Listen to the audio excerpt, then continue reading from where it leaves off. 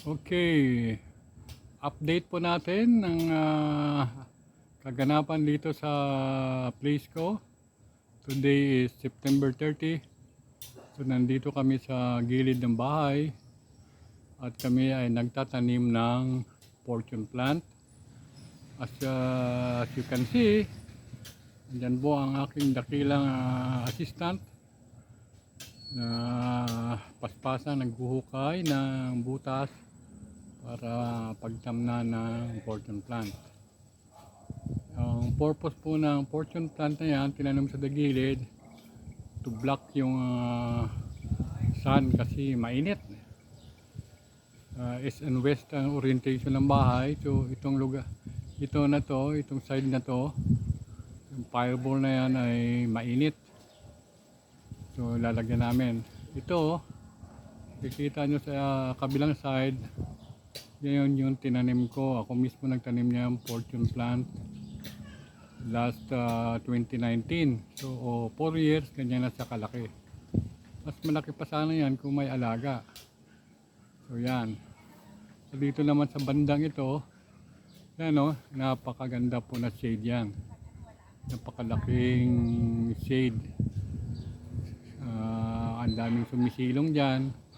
Pero ako lang ang nagwawalis na dahon. Kanina nagwalis kami. So yan po ang kwan. Ang semento kasi, ang concrete ay matagal siyang uminit. Pag uminit naman siya ay matagal naman siyang lumamig. Matanggal yung nagkukan pa sa ng init kahit madaling araw, mainit sa loob ng bahay.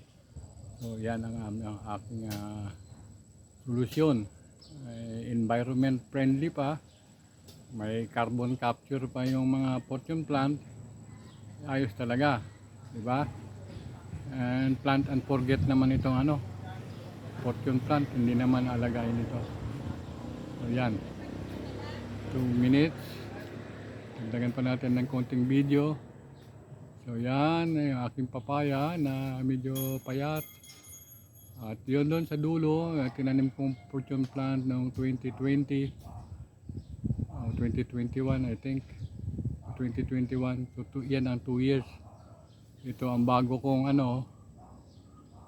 tanim na saging, medyo nakatagilid na eh.